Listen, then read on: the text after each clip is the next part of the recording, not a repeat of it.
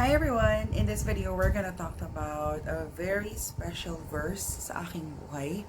It is a verse na pinangahawakan ko up to this moment since I surrendered my life to Jesus. It is found in the New Testament in the book of Galatians chapter 2 verse 20.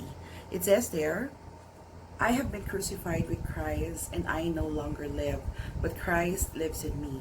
The life I now live in the body, I live by faith in the Son of God, who loved me and gave Himself for me. Um, this is a verse na talagang mula nung sinurrender ko yung buhay ko kay Jesus, ito yung pinanghawakan ko. This is the verse na pag down ako, pag pinanghinaan ako ng loob, pag dumarating yung mga point na nagkakaroon ako ng self-doubt, pag may mga point sa buhay ko na nakakaramdam ako ng downs, and mga anxieties, this is the verse na lagi kong pinapaalala sa sarili ko. The verse literally means that when you surrendered your life to Jesus, your old self was already crucified with Him on the cross. So when He died on the cross, pati yung old self mo kasama nang namatay. So ito yung literally it's like kung ano ka dati, kung ano man yung ginawa mo in the past, may it be ganun man ka-rebellious ang past mo, ganun man kalungkot ang past mo, ganun man ka-empty ang past mo, lahat ng yon, it was crucified already together with Jesus Christ on the cross. My past, I didn't have a perfect past. Actually, yung past ko is full of hatreds, full of anger, full of revenge, or actually rebellious may pagka-rebellious pa nga since I grew up from a broken family kumbaga I always have this emptiness inside of me na hindi ma-feel ng kahit na anong bagay, so I kept on searching, I kept on looking kung ano yung makakapuno nun. But then it came to me when I knew, nung makilala ko talaga si Lord ng malaliman. It was the year, I think 2009 or 2010, when I really started living a Christian living. That's when I started to know Christ more. That's where I started na kilalanin siya talaga into a more deeper perspective.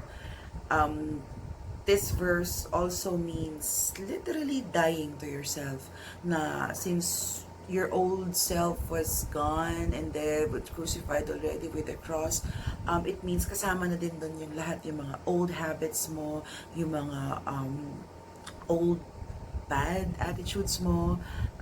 It's really dying to self. Today I'm going to talk about three things, or let's say three definitions, kung ano nga ba ang dying to self or die to self, according to the verse of Galatians 2:20.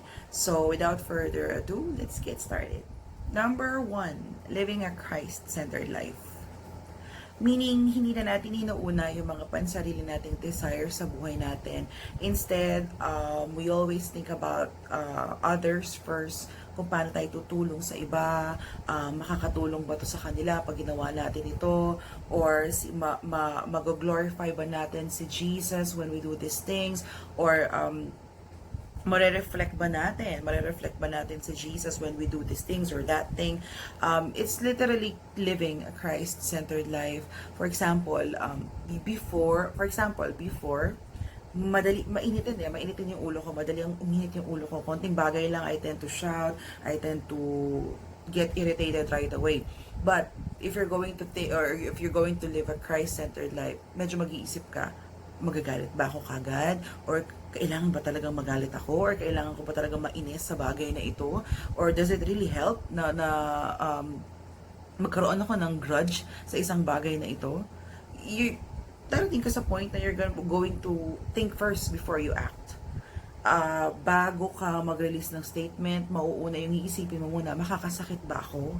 Masasaktan ba yung taong sasabihin ko nito? Mapiplease ko ba si Lord, or mapiplease ko ba si Jesus when I say these things to other people?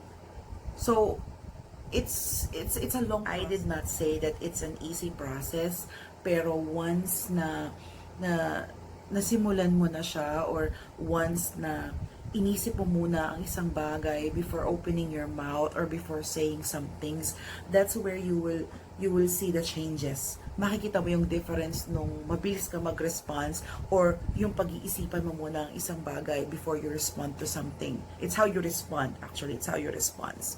Okay? For example, you're in a traffic, bumper to bumper, EDSA, or or kahit sa ano lang, basta bumper to bumper in traffic, and then nagmamadali ka, you're on your way to work. What will you do? Are you going to shout? Are you going to keep your horn talagang beep, beep, beep? Of course not. You're gonna think first, mapiplease ko ba si Lord? Kung si Jesus ba ang na-stuck sa traffic, what will He do? Will He patiently wait? Or magagalit ba siya sa kapwa drivers niya to shout at them para lang makausad na siya sa traffic? No, di ba? So, before we do something, if we are on the Christ-like attitude or if we are on the Christ-living attitude na mawawala na yung mga yun, it's because we're going to focus on Christ more than ourselves. It says in Galatians 5 verse 24, those who belong to Christ Jesus have crucified the flesh with its passion and desires. So I think that says all kung anong ibig sabihin ng living a Christ-centered life. Number 2, you're not easily getting offended. Hindi ka agad na-offend. It means if we are living in Christ, if we already died to ourselves, nababawasan or actually hindi nababawasan, nawawala or naaalis totally ang ating pagiging sensitive. Yung sobrang sensitive natin na konting joke lang, maiinis ka na, konting joke lang, parang ang sakit-sakit sa feeling mo, yung parang konting ma-hurt lang or ma-touch lang ng konti yung ego mo, medyo umiinit na ang ulo mo at naiinis ka na sa taong iyon. If you really die to yourself na wala na yung mga ganang bagay. Hindi naman ibig sabihin nun na kahit ikaw niyuyurakan ang pagkatao mo wala ka nang sasabihin. No, it doesn't go that way. What I mean is, minsan kasi tayo, we tend to yung parang konting bagay lang nasasaktan tayo. Konting bagay lang, we tend na mag-self-pity kagad tayo. So, isa yun sa mga naaalis when you die to yourself already.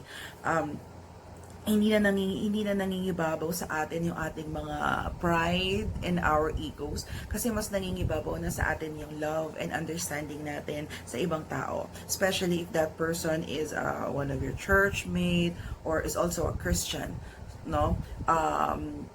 Lalo na if it's an unbeliever, you have to extend your understanding more sa mga taong, you have to extend your understanding more if you've encountered someone who is an unbeliever. Sabi nga in Matthew 22 verse 39, love your neighbors as yourself. So, huwag tayong mabilis ma-offend or huwag tayo mainis agad-agad. Instead, let's understand that person. Baka mamaya may pinagdadaanan yung tao, or baka mamaya he's also suffering from a lot of things. So, well, let's always think of other people first before tayo masaktan or before tayo mag-get hurt. Number 3, fulfilling God's purpose in your life. You might think na minsan, ano nga ba ang purpose natin sa buhay? Diba? A lot of you, nakaranas na yan. Especially me. I've been there na iniisip ko, ano nga ba? Bakit ba ako nandito sa earth? Bakit nga ba ako nandito sa mundo? Ano nga ba ang dahilan kung bakit ba ako nandito? Kasi during those times or during my past, no, nakakaranas ako ng puro heartaches, puro sakit na lang, puro iyak dito, iyak doon. Bakit nga ba? Ano bang reason? Bakit ako buhay? And then I came to read this book, The Purpose-Driven Life by Rick Warren. Sobrang ganda ng book na yun. I highly recommend that book. That's the time that I knew ano nga ba yung mga purpose ko sa buhay. It's not about my dream job, it's not about my dream house, it's not about my dream car. Ang lahat ng yun ay necessity lang sa mundo na ito, but it's not really the purpose in your life. Yung iba kasi they tend na ang purpose ko lang sa buhay is magkaroon ng family, pag-aralin yung mga magiging anak ko, papagtapos sila sa college, and then after that, okay na ako, fulfilled na ako. No, it's not. Life is not all about working.